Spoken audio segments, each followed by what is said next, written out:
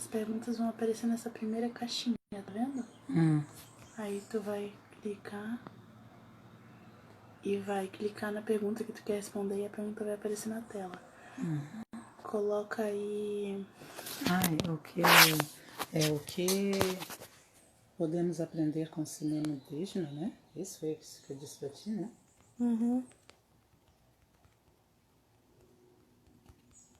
Agora eu tinha que ver mesmo no meu computador se é esse o título, que agora que eu não voltei aqui. É isso, sim.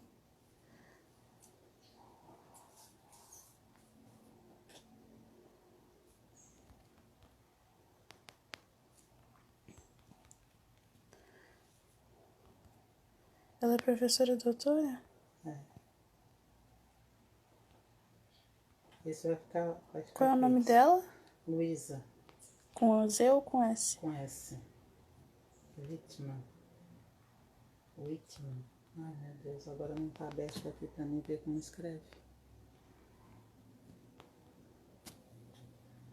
Tem que pegar puxar o negócio dela lá também.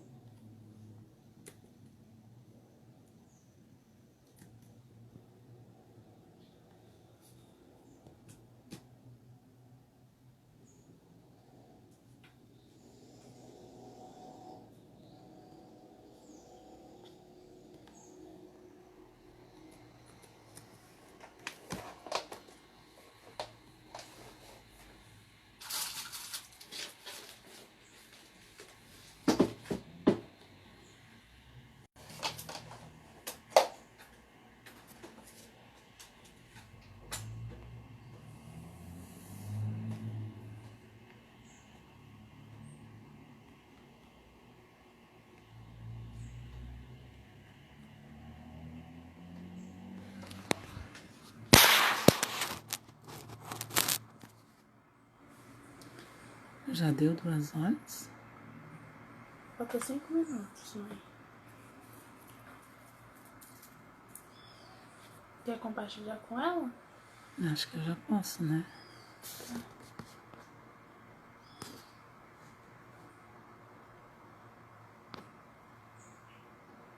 Ai, é o Whitman com 2 T's, ó. Botei certo.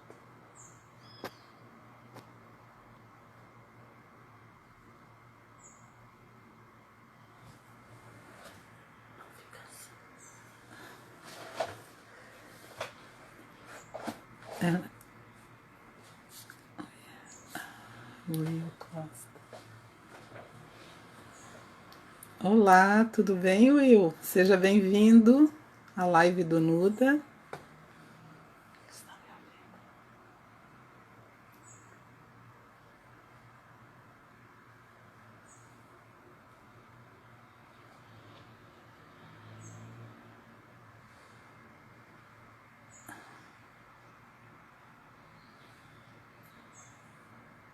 Oi, Will. Como que eu escrevo? Tu só fala, mãe. Só fala. Ai, Will, eu estou aqui preocupada porque eu estou num ensaio. Essa é a minha primeira live. Então, a primeira vez a gente nunca esquece, né? Estamos aqui aguardando a professora Luísa para iniciar os trabalhos. Que bom que você veio.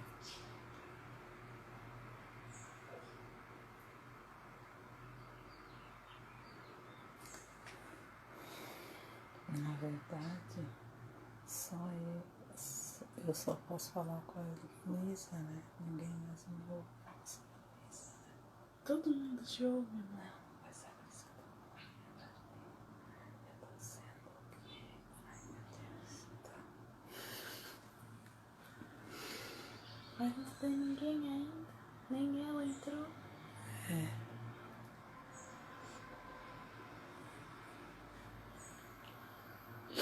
Tem 2? Tem outra pessoa? 2 sou eu e ele.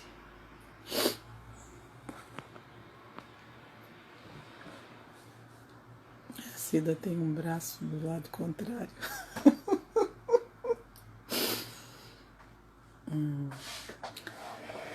Eu posso sair daqui um pouquinho também, né, pra falar. Não, mas eles estão me ouvindo. Não é que nem reunião. Que tu pode fechar o microfone, fechar. Ai, Will, eu tô tão saudosa dos nossos encontros, eu não tô conseguindo participar em função desse volume de trabalho, né, de atividades remotas, e eu não tô conseguindo fechar o meu calendário de trabalho, né, as minhas agendas com o horário do grupo lá. Eu estou tentando me organizar para agora no segundo semestre, pelo menos eu conseguir fechar para voltar a discutir lá com o grupo do AIA.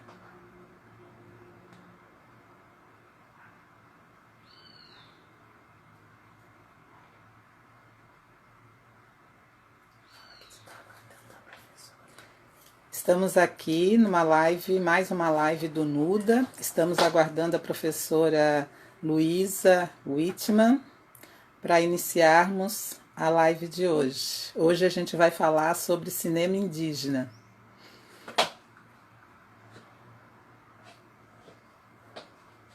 Falta 1 minuto. Contagem regressiva agora, 1 minuto.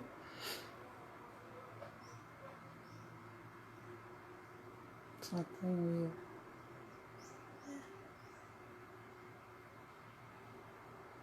Tu não pode ficar o tempo todo falando comigo. Só quando for muito necessário.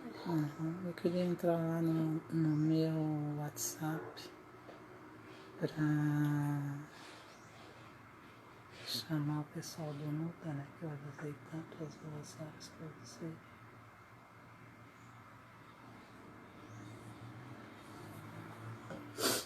Eu ia dizer pra tu entrar pelo celular daí. Não posso entrar pelo computador, né? Ó, 14 horas. Exatas.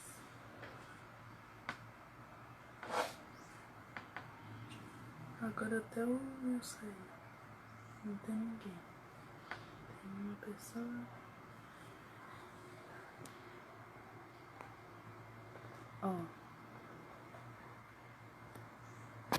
A Luísa.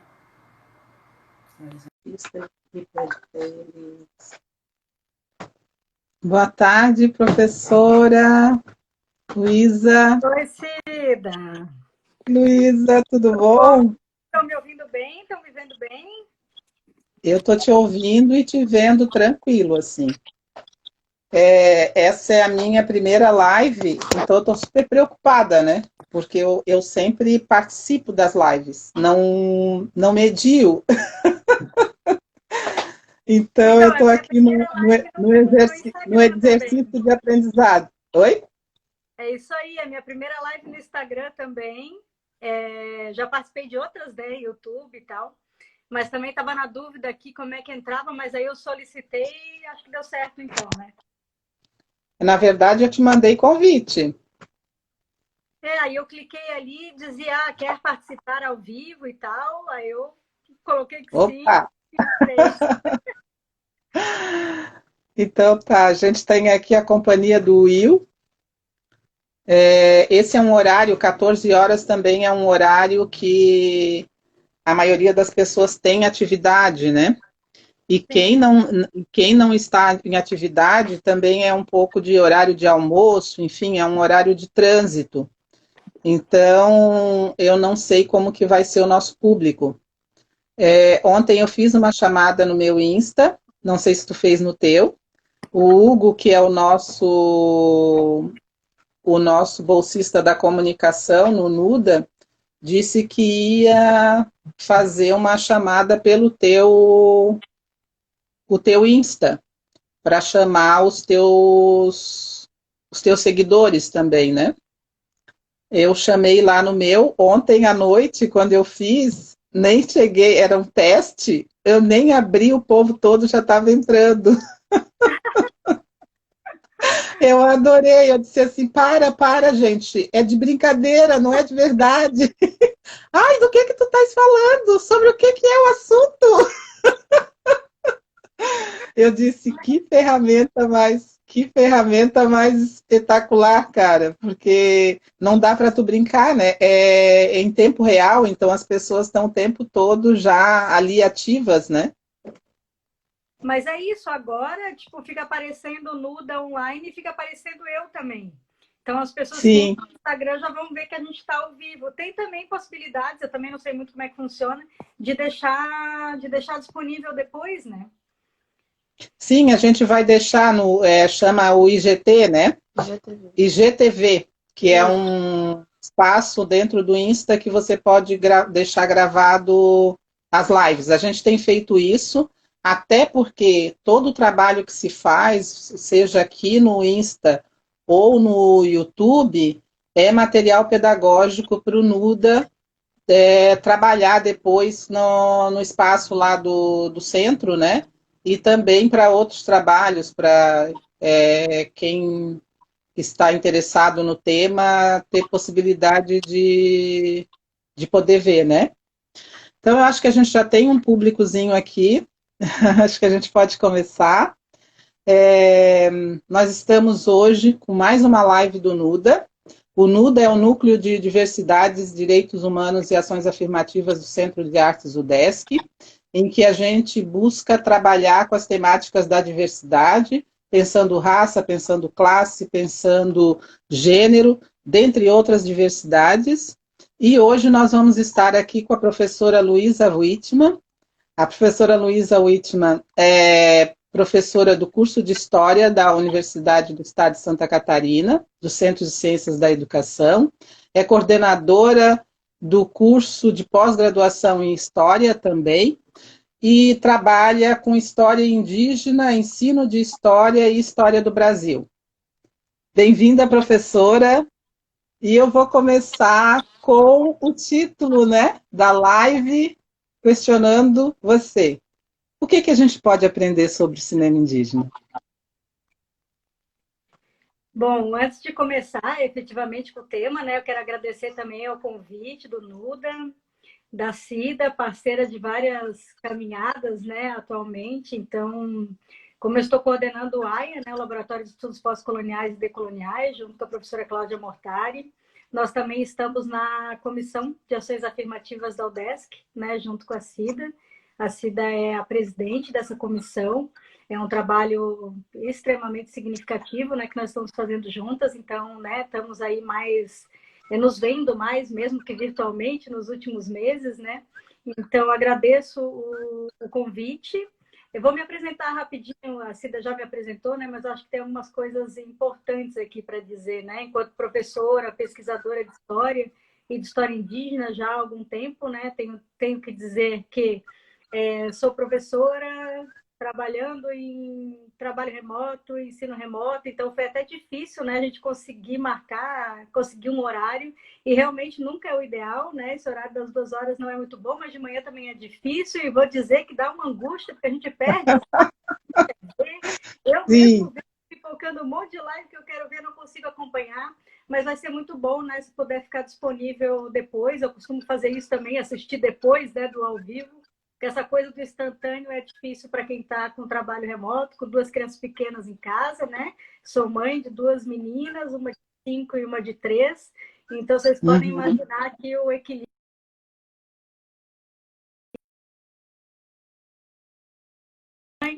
Professora, em trabalho remoto, pesquisadora, uma mulher branca, né, pesquisando sobre cinema indígena. Isso é importante ser dito, porque a ideia da pesquisa é justamente.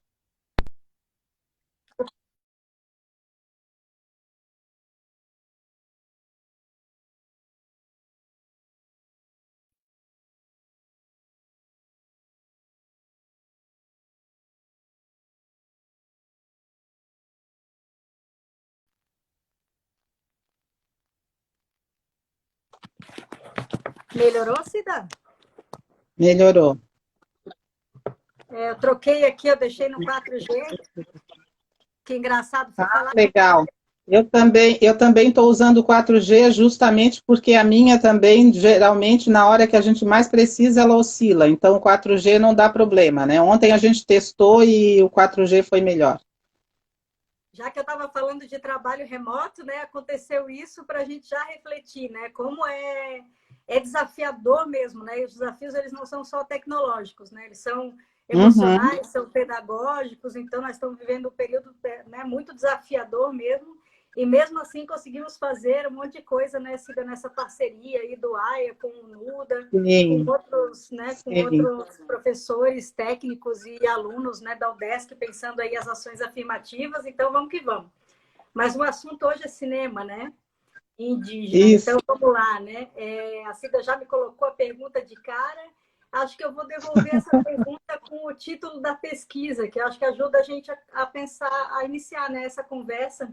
O título da pesquisa que eu estou coordenando hoje em dia é A Revolta do Olhar, concepções de história na narrativa audiovisual guarani. A Uhum. revolta do olhar não veio, né, da minha cabeça. Veio de uma liderança, um intelectual indígena muito conhecido, muito inspirador, que se chama Ailton Krenak. Eu imagino que muitos de vocês, né, devem acompanhar Sim, o sim, trabalho eu tive a dele. oportunidade de conhecê-lo no evento do AIA, o ano passado, né, que foi o primeiro encontro internacional decolonial e pós-colonial, creio que seja esse o nome, não lembro direito agora. É isso mesmo, é um cara maravilhoso, assim, super combativo, né? E muito interessante, assim. Bom de ouvi-lo falar também. É sempre um aprendizado, né? Ele há muito tempo, já desde da Constituinte 87, né, uma força política bastante importante, uma sabedoria incrível. E aí, quando começaram essas propostas, aí, essas construções de cinema indígena, ele disse o seguinte: a imagem já está pastel demais. Hollywood pasteurizou a imagem. Nós, os indígenas, né, queremos despasteurizar. É uma revolta do olhar. Então, isso ficou na minha cabeça, né? Porque, de fato, a gente vai assistir os cinemas indígenas e vai ver o como é diferente, né, da narrativa que a gente está acostumado a ver, né? E essa narrativa de Hollywood construída, começo, meio, fim, né? Então, a pergunta da pesquisa é um pouco como e por que os indígenas filmam e contam a sua própria história hoje, né? Então, Uhum. repensar a história do Brasil a partir desse olhar, que já é um olhar decolonial de partida, né? Ajuda a gente, inclusive, a pensar no ensino de história. Que agora a gente tem uma Uhum. lei, né? Desde 2008, na verdade, já faz bastante Sim, a 10, tempo. 11.645, né? Isso aí, /08, que tornou obrigatório, então, o ensino de história e cultura indígena nas escolas, né? Então, ela Uhum. Ela vem, essa lei, ela, se me permite, professora, essa lei, ela altera, né, a lei 10.639, 2003, que é a lei que obriga o ensino de história e cultura africana e afro-brasileira na educação básica e também na formação docente e do bacharelado. Ainda que lá não esteja explícito na lei, mas a lei ela afeta isso. E em 2008 ela foi ampliada, né? Ela foi modificada, passando a vigorar como 11.645, incluindo o ensino de cultura e história indígena também. Exatamente. Obrigada, Cida, a internet aí, né, dando umas falhadas, mas vamos que vamos. Não, Assim como, tranquilo, né, a história tranquilo. Faz parte, faz faz parte. parte. Assim como a história de Áfricas, né, e afro-brasileiros, a gente percebe também que a gente tem uma série de desafios, né, para a história, para o ensino de história e cultura indígena nas escolas. Não é só a Uhum. responsabilidade do professor de história, é para todo o currículo escolar, né, em todo o âmbito escolar. Então a gente precisa pensar isso, né, em trabalhar questões interdisciplinares com outras disciplinas, como artes, por exemplo, até matemática, né, com a etnomatemática, como chamam, e outros projetos, né, possíveis em sala de aula, mas a gente ainda percebe que temos muitos desafios, porque não é uma inclusão de conteúdo, digamos assim, né? É uma mudança de perspectiva, que às vezes se coloca pontualmente uma discussão no 20 de novembro ou no 19 de abril, que não serve, né, para a gente avançar aí, de fato, numa história e cultura africana, africanás, afro-brasileiras e indígenas, né? Muitas vezes a gente acaba reforçando estereótipos em dias pontuais, né, como se isso resolvesse a Lei 11.000. E a gente precisa avançar muito, né, nesse sentido, pensar os indígenas como sujeitos da história, como produtores do conhecimento acerca da sua própria história, inclusive pelo cinema, né, um pouco essa é a intenção do projeto. Então, o cinema, além dele revelar elementos da história e da cultura, das histórias e culturas indígenas, melhor sempre dizer no plural, né, tem reforçado também muitas lutas indígenas pelo direito à terra, por exemplo. Isso é muito importante. Assistir, então, já começando, né, a gente já refletiu um pouco junto sobre isso, assistir cinema indígena, assim como ouvir músicas indígenas, ler literatura indígena, nos ajuda muito a descolonizar um pouco esse olhar tão eurocêntrico que a gente tem sobre povos tão diversos e tão ricos, né, presentes hoje no nosso Brasil. Então, além de reforçar a luta indígena, ela também faz a gente avançar enquanto sociedade, enquanto humanidade, né? Perceber a branquitude também, esse olhar tão eurocêntrico que a gente tem ainda sobre histórias dos povos originários desse país, né? E para além do Brasil. Então, eu gosto muito quando o Krenak fala isso, né? Que é uma revolta do olhar. Ele tem esse livro aqui, quem me conhece sabe que eu estou andando com ele por tudo que é canto, né? Ideias para adiar o fim do mundo, que eu acho que nada mais providencial para nós, né, hoje em dia, do que algumas ideias para adiar o fim do mundo, do Ailton Krenak. Ainda que alguns achem que a gente já está no começo do fim do mundo, né? Ah, mas eles não têm dúvida nenhuma disso. Quando o xamã Yanomami, o Davi Copenaua, fala sobre a queda do céu, é o título do livro dele, né? Ele diz exatamente isso, do jeito que a gente está vivendo, o céu vai cair, não vai cair só sobre a cabeça do Zé Yanomami, vai cair sobre a cabeça de todo mundo. Sim. Então a gente precisa aprender com os indígenas para que a humanidade não se extinga, porque do jeito que a gente está vivendo, ela é insustentável, né? Com certeza. Inclusive, eles nos veem, né, do pouco que eu tenho de conhecimento, porque isso também é um conhecimento novo para a gente, né, acerca das culturas, dos costumes, das histórias dos indígenas brasileiros, porque não nos foi permitido aprender isso na escola, né? A escola não deu conta de pensar a cultura e história das populações que estão no país e da população originária, na verdade, do dono da terra, né? Quando o Brasil foi invadido, elas foram apagadas, elas foram impedidas de serem contadas, assim como também a dos africanos. E, na maioria das vezes, a gente trabalha muito e pensa a partir de estereótipos, a partir de achismos, não se vai a fundo nessas histórias, né?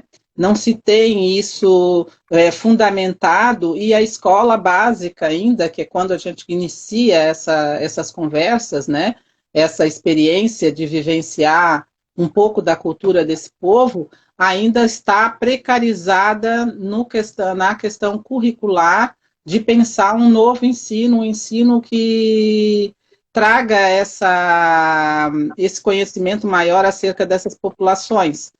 Sabe-se sim que tem todo um movimento, né, de desconstrução da ideologia que foi construída pela branquitude acerca do que é ser índio ou até mesmo do que é ser negro. Eu não tenho como falar, né, de um outro lugar, a não ser desse lugar que eu ocupo, por isso que muitas vezes eu vou me referenciar, porque eu sou fruto dessa cultura que vem forçada para o Brasil, né? No início da colonização, enfim. E esse movimento que se faz agora de desconstrução é um movimento que tem que ser acelerado, porque a gente perdeu muito tempo, né? São muitos anos contando em verdade, são muitos anos mentindo sobre coisas que não são fatos. Então, eu acho assim, essa possibilidade da gente trazer esse assunto, esse debate atualmente, ele é crucial e urgente, né? Teríamos que acelerar esse processo o máximo que nós conseguimos, até porque, enquanto instituição de ensino e formadora, a gente tem que trabalhar muito para avançar nessa condição, né? Para fazer essa transformação. Exatamente, Cida. A gente tem a história de milhares de sujeitos que foram escravizados, né, durante séculos na nossa história, ou seja, forçosamente trazidos dos seus lugares, que são muitos, né, lugares diferentes de África, com histórias diferentes, culturas diferentes, trazidos para cá, para a América, para o Brasil, aos milhões, e a gente tem os povos originários que são que iniciam, né, também a sofrer o seu genocídio a partir, né, pensando em América 1492, ou Brasil 1500, né, esses marcos aí coloniais, dessa construção dessa modernidade que vai fazer muitas coisas, inclusive invisibilizar esses sujeitos no próprio contar da história. Né? E é sobre isso que a gente está falando aqui, de aprender com eles a partir do cinema, por exemplo, sobre história indígena. Porque muito tempo a gente estava aprendendo nas escolas, e ainda é assim, né? A partir de livros didáticos que, como tu disse, contam uma história, se é que contam, muitas vezes de uma maneira não só invisibilizada, mas estereotipada. Né? E aí é um problema seríssimo, porque a gente tem uma consciência histórica que é estereotipada em relação aos povos africanos e em relação aos povos indígenas. E aí é urgente mesmo, caso a gente queira mudar as relações tão violentas étnico-raciais que a gente tem nesse país, né? E a história é contada pelo colonizador, pelo opressor, né? Então, com certeza, ela tem um viés que precisa ser desvendado, precisa ser, na verdade, rechaçado, né? Eu acho que seria a palavra mais forte, assim, para dizer aqui agora. Concordo plenamente. A gente tem, mesmo com as melhores das intenções, né, Cida, por vezes, a gente ainda vê, no comecinho lá, a criança na educação infantil, no 19 de abril, chega pintada em casa, com um penacho de garrafa PET, porque é ecológico, por exemplo, né? Sim, na educação infantil isso é muito comum ainda, né? Na educação infantil isso é muito comum. Isso. Uma visão homogênea desse sujeito uno, que seria o índio, né, entre aspas, que supostamente seria o mesmo que estava lá em 1500. E aí, quando os indígenas aparecem hoje fazendo filme, nas redes sociais, fazendo rap, por exemplo, os alunos olham e falam, mas isso não é coisa de índio. Quando é que foi construído isso? Lá no começo, né? Não só na escola, claro, na mídia também, né, nas conversas entre família, enfim, essa visão de que o índio está no passado e que ele é, né, esse sujeito homogêneo que não muda e, portanto, é primitivo. A gente ainda tem essa visão muito arraigada. Muita gente tem essa visão equivocada, né? Na verdade, essa visão foi construída, né? Então, para a gente desconstruir isso é complexo, né? Ela serve ao projeto colonial, então... Durante muito tempo, né, ela mantendo o status quo, estava muito bom para quem sempre deteve os privilégios, né, desse tipo de história contada, aonde os heróis são homens, são brancos, são europeus, né, pensando em história do Brasil. Então, por isso que eu acho que a potência de um cinema indígena, até no uso pedagógico, ele é imenso, porque tu vai olhar o cinema e vai falar, nossa, nunca tinha pensado a história sobre essa perspectiva. Claro que a gente, como não indígena, né, ainda conhece pouco, mesmo, né, sendo estudioso ou estudiosa do tema, porque a gente não vivencia aquela história, aquela cultura, né? Então, o mínimo que a gente pode fazer é dialogar com essa produção. Aí não só o cinema, né? Tem a literatura indígena, aí Daniel Munduruku, Eliane Potiguara, tantos, né, literatos maravilhosos aí, tanta música indígena, clipe, rap, né? Como eu estava dizendo antes, que a gurizada gosta muito de ver, o rap indígena é muito legal, porque tu vai ver um clipe, daí o aluno fala, mas rap não é coisa de índio. Aí você vai ver mas é coisa de brasileiro. Mas é coisa de brasileiro e índio é brasileiro. E o legal é que quando eles olham o clipe, eles falam, pô, que besteira que eu falei, porque eles estão cantando em Guarani, falando sobre coisas Guarani, sobre lutas Guarani específicas de um lugar específico. Então, assim, se a gente não ouve, se a gente não lê, se a gente não conversa, se a gente não estabelece uma relação intercultural, a gente continua com essa visão, que é a visão que serve, né, ao status quo, serve à branquitude no final das contas, né? E é uma cultura super rica, né? É uma cultura assim maravilhosa e que a mídia a mídia não traz, né? Ela não é visibilizada, ela ainda está bastante invisibilizada. Eu penso que o cinema vai contribuir, pode contribuir bastante para trazer essa visibilidade para essas populações, né?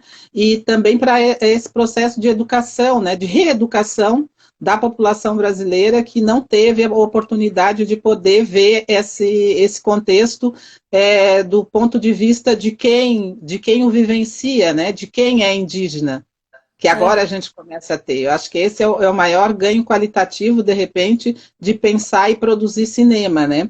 E aí eu vou te perguntar, quais seriam as abordagens, né, e as perspectivas quando se tem aí uma produção que vai discutir essa questão indígena? Os produtores são todos índios?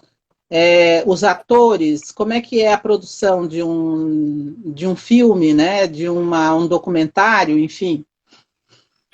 E tem muitas diferentes experiências, né, processos assim, fílmicos, né, hoje no Brasil.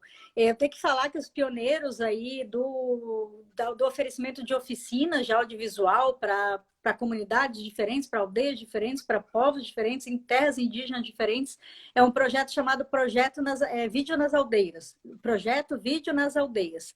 Quem não conhece, entrem no site, porque é muito bacana, porque eles disponibilizam, né, os filmes ali para a gente ver online. Então, ali tem dezenas de filmes que foram produzidos ou por, ou pelo menos com os indígenas. E como que isso se deu, né, lá desde a década de 90.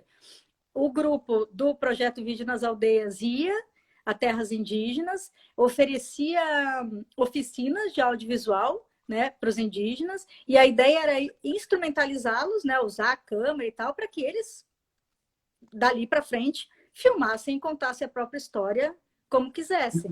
Né? Então, essa também foi uma inspiração para nós ali no AIA, que a gente acabou fazendo isso há 2 anos, que foi o oferecimento de oficinas de audiovisual para monitores Guarani, aqui do litoral de Santa Catarina. Foi uma atuação, um projeto de extensão, né, do AIA, que atuou em 10 comunidades indígenas, então cada uma dessas comunidades tinha um oficineiro, e aí tinham propostas de todo mundo junto, aprendendo as técnicas, né, do uso da câmera, da gravação de som, né, que é uma técnica bem específica. Tinha esse momento e tinha o momento da gravação nas próprias aldeias, né? E foi muito legal, porque a gente no final produziu então um vídeo, eles, né, eles editaram, escolheram qual tema queriam trabalhar e acabaram trabalhando com as fases da vida guarani.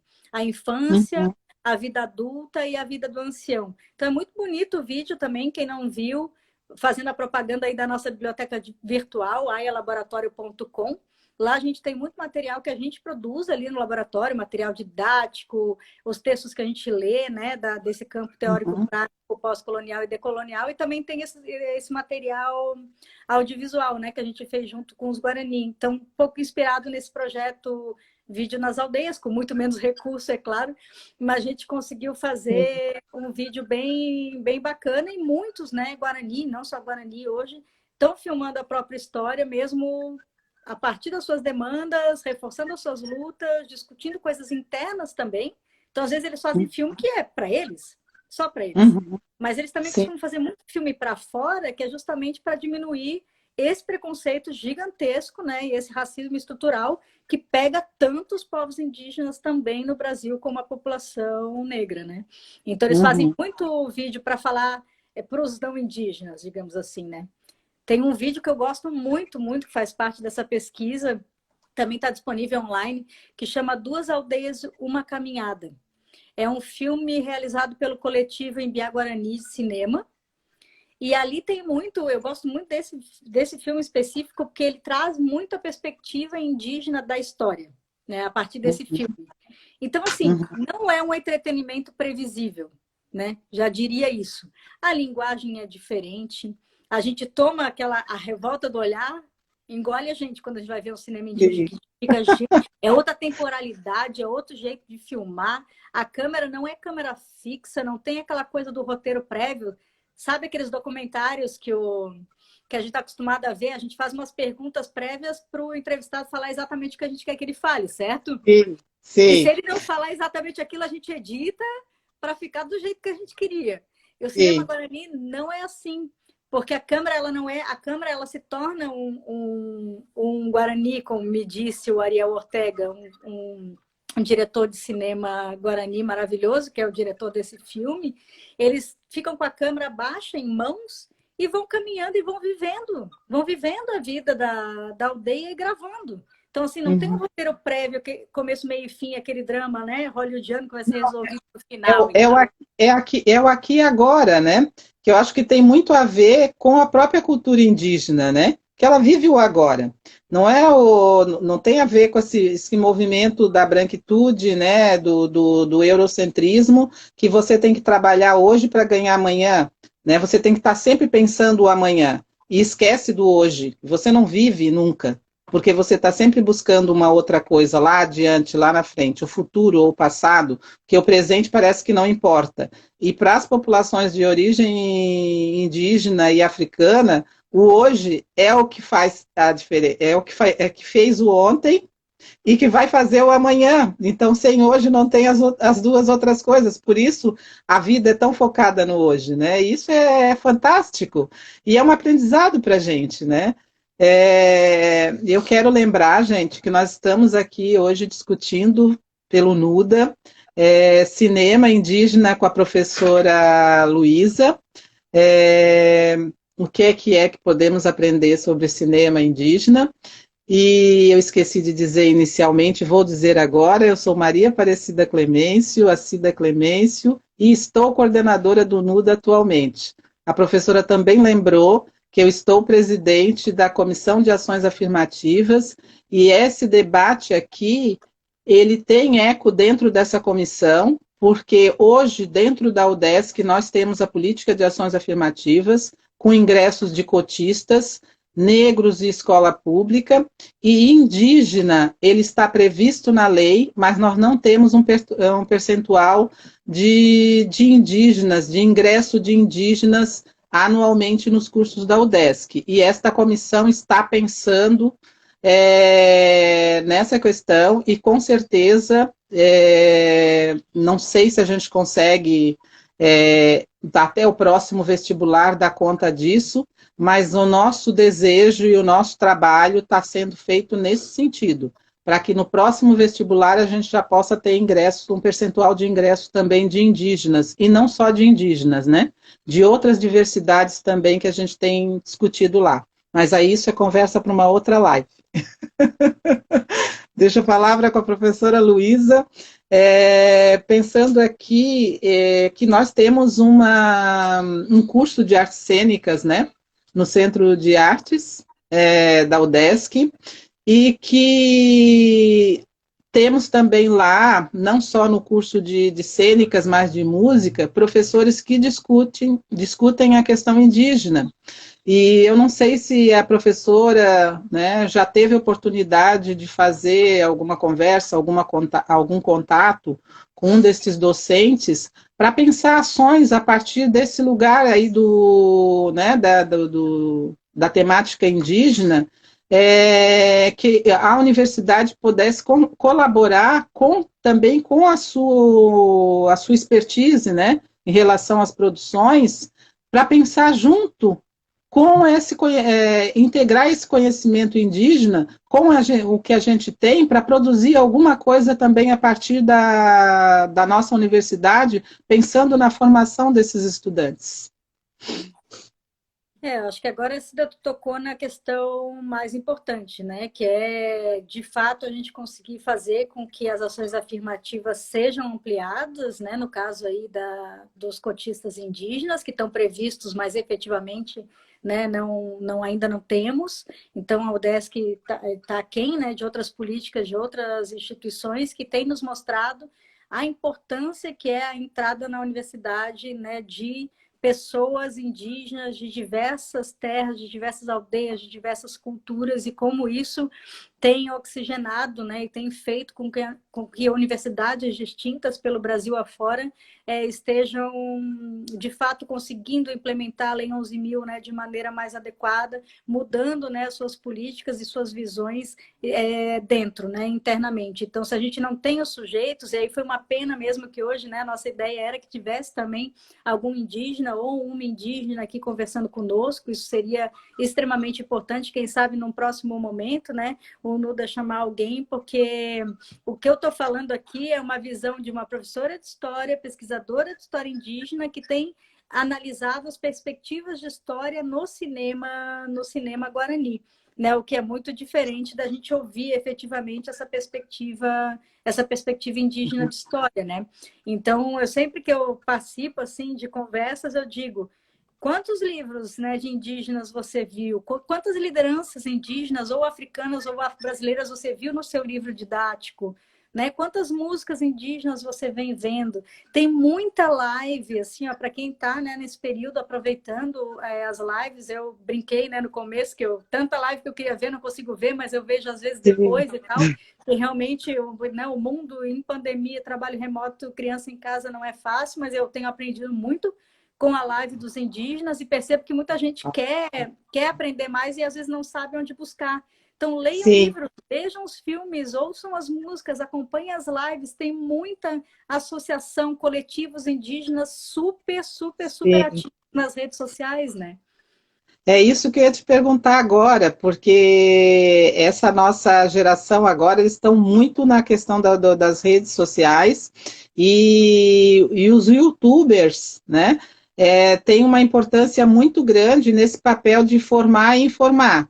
E eu queria saber se tem youtuber indígena, principalmente aqui no estado de Santa Catarina, que o estado de Santa Catarina tem uma cultura indígena bem diversificada e rica, que a maioria das pessoas não sabe. Eles acham que em Santa Catarina só tem Guarani, e Santa Catarina tem muito mais que Guarani. Eu não saberia dizer todas as etnias, mas eu lembro de Caigangue, Choclen, tem mais um outro aqui da região do norte. Tu podes me ajudar mais porque tu estuda melhor, então eu vou deixar para ti. E a maioria das pessoas não sabem, porque vivem no litoral e aparecem mais os guaranis. Então parece que só existem os guaranis, né? Essa é a nossa visão de quem está aqui no litoral, né? Quem está no oeste, às vezes, tem a ideia de que só tem caigangue, por exemplo, né? Porque tem uma terra indígena grande, né? Lá, a terra indígena Chapecó, que também não é só caigangues que moram lá, também tem aldeia Guarani dentro da terra indígena, mas a gente tem uma história de Santa Catarina que acabou gerando a forma de ocupação territorial que historicamente ancestral imemorial é indígena, de vários troncos linguísticos, inclusive, que hoje gerou essas várias pequenas aldeias guaranis no litoral. Aí seria outra live também para falar da história, né, da colonização e da ocupação e de por que as terras indígenas são tão diferentes, né? A gente tem várias pequenas guarani no litoral. Tem uma grande, a maior, né, do estado, que é a terra indígena Chapecó, majoritariamente habitada por caigangues, e a gente tem uma segunda terra indígena grande, que é a Laclanô-Choclen, ali em Ibirama, né, José Boatê, no Vale do Itajaí. Então, tem todo um processo histórico que faz com que esses sujeitos indígenas estejam ocupando somente esses espaços, né? E nem isso a gente sabe, né? Por vezes a gente não sabe nomear quem são, aonde estão, não sabe nada dessa história da violência colonial, né? Então, aqui para o sul do Brasil, isso é muito, muito, muito grave, porque a gente não sabe os números básicos gerais do Brasil enquanto brasileiros, né? Isso é uma coisa louca de pensar, né? Porque a gente não aprende que são 305 povos indígenas no Brasil. 305, segundo o censo de 2010. 274 línguas. É uma diversidade assim, que deveria ser um orgulho para todo brasileiro, para toda brasileira.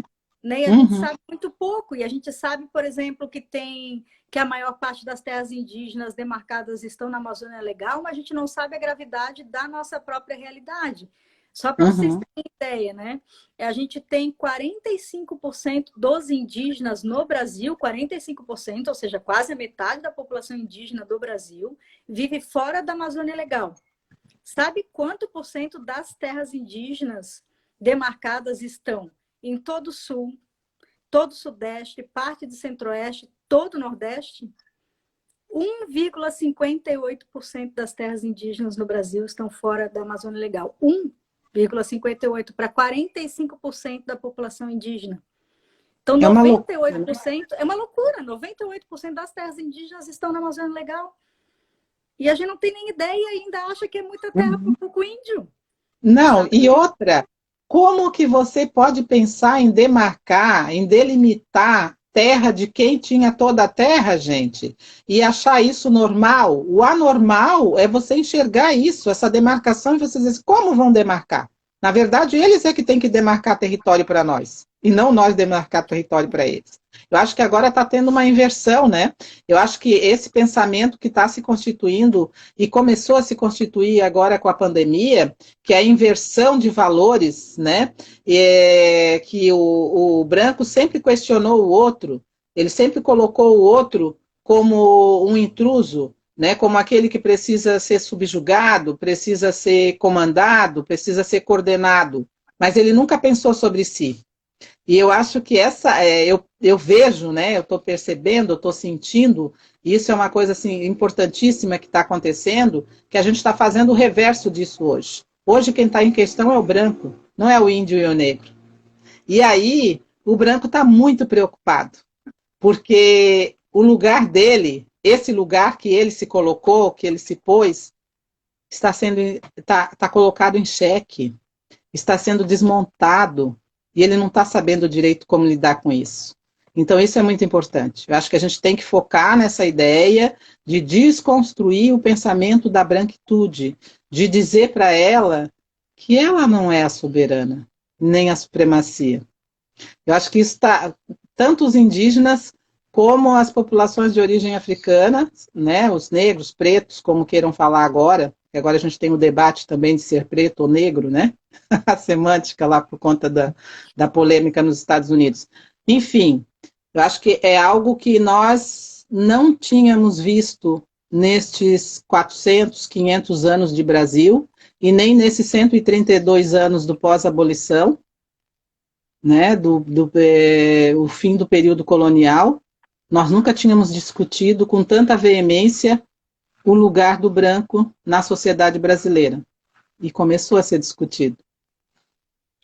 De fato, Cida, os movimentos negros, né, e os movimentos indígenas já há bastante tempo nos dizem que o problema, não existe o problema do negro, não existe a questão Nem o problema do indígena. índio, existe o problema do branco. O problema foi o branco que construiu, né? Então, Sim. como hoje, né, essa racialização de um suposto outro construído na modernidade, no colonialismo e que se mantém na colonialidade, é jogado agora no colo do branco, né? Isso assusta certamente, né, os Sim, espaços da ele está branquitude. desesperado. E vai ficar mais, porque as populações indígenas estão tão ou mais organizadas hoje quanto as populações de origem africanas também a partir dos movimentos negros. E aí nós vamos partir para o abraço, e aí o branco não tem mais fuga. Eu adoro aquela fala que é também do Krenak em 2018, né? Logo antes da eleição ali, quando já se sabia que o caos, né, estava próximo, perguntaram para ele: nossa, mas e agora? O que os indígenas vão fazer agora, né, com essa situação toda dessa eleição 2018? Aí ele brincou, deu uma risadinha e falou assim: olha, a gente vai continuar fazendo o que sempre fez em 518 anos de história. Vamos continuar existindo e resistindo. Eu tô preocupado mesmo é com os brancos. Será que eles vão escapar dessa? Acho que é um pouco isso, né? Chegou a hora Aí, dos brancos aliados realmente se unirem a essa força de luta, que é uma força milenar de existência, né? E sim, secular de resistência, né? uhum, com certeza. Enfim. Gente, eu sou muito fã do Krenak, eu sempre fico falando dele. Não, mas é que assim, ele é uma representação, né? E ele é uma representação ativa e também é uma voz. E aí a gente acaba se identificando e se ancorando também muito naqueles que representam e dizem daquilo que a gente pensa, né? Do que a gente acredita. Então, não tem como não citar. É isso aí. Deixa eu citar um diretor de cinema indígena, então, Ariel Ortega, que eu gosto muito, né? Que dirigiu alguns dos filmes que eu estou aqui analisando, e analisando a perspectiva histórica nos filmes, né?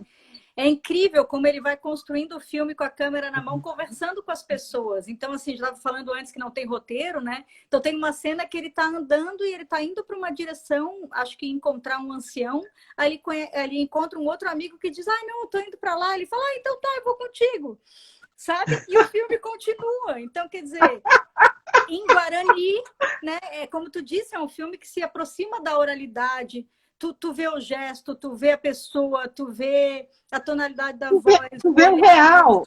Tu vê o real. Ele é real. Ele não é falso. Ele é real. Ele não é construído.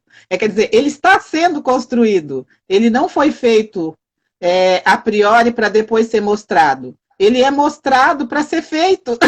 É ao contrário. Mas ele é discutido, a autoria ela é coletiva.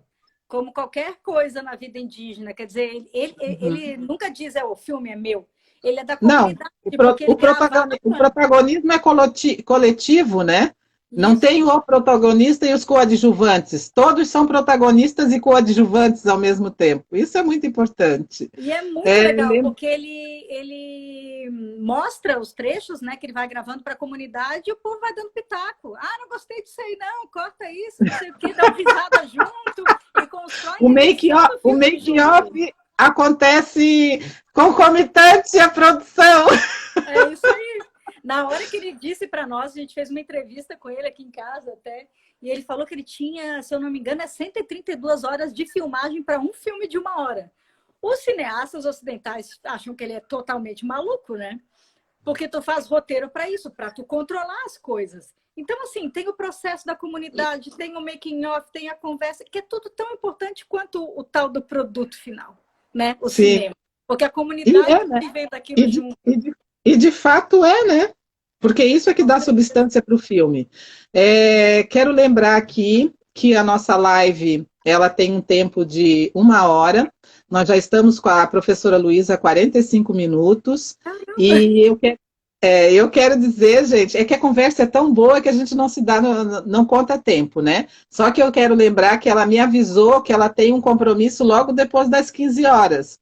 E eu quero dizer para vocês também que ela está aqui à disposição, com todo o conhecimento e sabedoria, né, pesquisa que ela tem na área dos indígenas, da cultura e história indígena. E vamos perguntar para a professora, vamos saber mais. Fiquem à vontade para perguntar para a professora Luísa, que ela está aqui para nos brindar com essa fala maravilhosa, que eu estou aqui encantada, estou aprendendo um monte. Eu acho que a gente pode ficar tranquilo aqui para perguntar para ela. Temos mais aí 15, 20 minutos de fala, né, professora? Para a gente poder conversar um pouco mais sobre essa questão dos indígenas. Eu também gostaria de saber dessa coisa do como surgiu, né, e como teve esse início desse cinema indígena, assim, de onde é que ele vem, qual é o momento que ele começa a ser pensado. Eu lembro que tu trouxe lá muito sutilmente, no meio da tua fala, que seria na década de 90, mas não deu maiores detalhes, assim. Tá, então e como ele hoje, né, ele não é um cinema comercial, né? Ele é um cinema mais para salas, né? Ele não vai para o circuito comercial nacional e internacional. Ainda que em 2018 eu fui ler um pouquinho e eu verifiquei que eles tiveram um festival, né, de cinema indígena em 2018. Não sei, fala um pouquinho para a gente sobre isso. Tá bom. Já vou agradecendo, então, realmente o papo está muito bom, que eu pensei que tinha passado 15 minutos, já passou 45. E só para deixar bem claro para todo mundo aí, o meu compromisso depois é ensino remoto, tá? Tem muita gente aí, né, na imprensa catarinense dizendo que a gente não está fazendo nada, né, Cida? Com Nossos certeza. projetos de extensão no AIA continuaram, os de pesquisa também. Nós estamos em ensino remoto na pós-graduação, na graduação, lidando com todas as demandas que surgem de um contexto tão desafiador quanto esse. Então, acho que é importante dizer, né, que a gente vem trabalhando muito, né, com responsabilidade enquanto servidores públicos que somos e nos indignamos ao ler coisas do tipo, nem vou falar o nome do jornalista que saiu aí, né, na grande mídia dizendo que é um absurdo que os professores estão recebendo e parados. Eu gostaria de convidá-lo para É ficar que, ele, é 24 que horas na minha casa. esses jornalistas não moram dentro da casa da gente e não veem que a gente acorda e dorme com a máquina no colo, né? Ou na escrivaninha, a gente sentado em cima da escrivaninha, quase que 24 horas por dia, porque o movimento, o trabalho no virtual, ele é muito diferente, porque ele não tem horário. O teu estudante, ele está de manhã, está de tarde, está de noite, e ele te questiona, te pergunta, te chama em todos os períodos, né? No caso dos docentes. No caso dos técnicos, que é onde eu estou, não só os docentes, mas os discentes e os técnicos também, e a comunidade nos chama ao longo do dia todo. Então, tu já não tem mais horário de trabalho. Eu não tenho mais aquelas 6 horas, né? Ah, eu vou no trabalho, vou lá, bato meu cartão, fico lá 6 horas, dou conta da minha atividade. O professor vai para